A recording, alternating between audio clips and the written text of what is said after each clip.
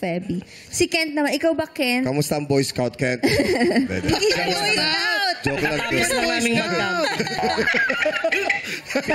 Si Bruno Mars yan, man. Daming fans! Oo! Dami. Ang daming sumisigaw dun kayo na, I love you!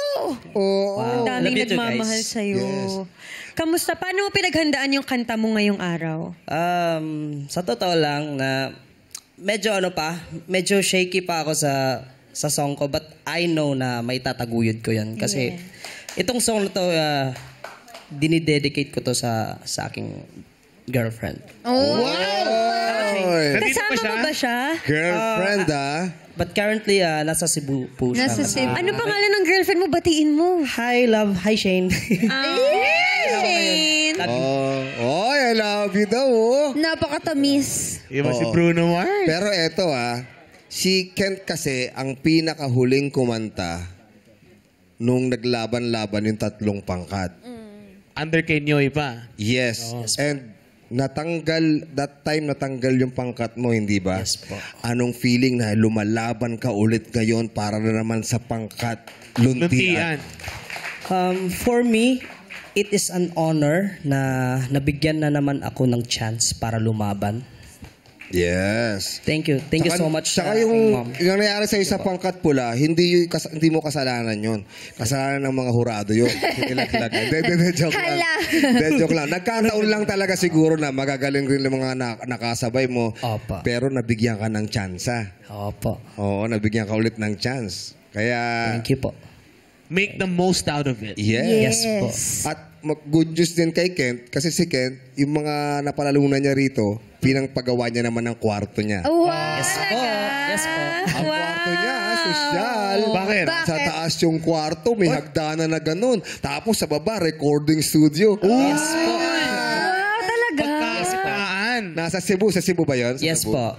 Kasi pangarap ko talagang magkaroon ng recording studio kasi as a beginner na songwriter, gusto ko din na ma-fulfill yung mga pangarap ko na like parang dati like when I was on my high school days like parang pangarap ko to. Even na makatungtong dito sa Showtime kasi lagi akong nanonood dati sa show nyo. And Thank you, Kent. at ngayon parang dream come true na talaga siya. Thank you Unti-unti so na. Nakakamit mo na. At alam naming lahat na deserve mo yan kung ano man yun. At pinaghirapan mo yan. Yes. Po. Thank you. Gusto natin kamustahin kasi di ba lumindol sa Cebu. Dun sa inyo, pati ba yung sa inyo, nadamay? Mabuti naman na hindi siya masyadong affected doon. But nung time na lumindol kasi, like, nag-video call kami ng girlfriend ko. So, parang kinabahan ako para sa kanya. And also sa family ko. Kasi pagkatapos nung call namin, tinawagan ko agad yung mom ko. Kasi kinakamusta ko talaga sila. Kasi may bata din. Alalang-alala na ako. Kaya sana safe kayo dyan, ma. I love you po. Ingat po lagi. Yes, speaking of lindol, malimit na lumilindol ngayon sa iba't ibang lugar ng Pilipinas. Dobleng ingat po at tayo po'y patuloy na magdasal nang sa ganun patigil na.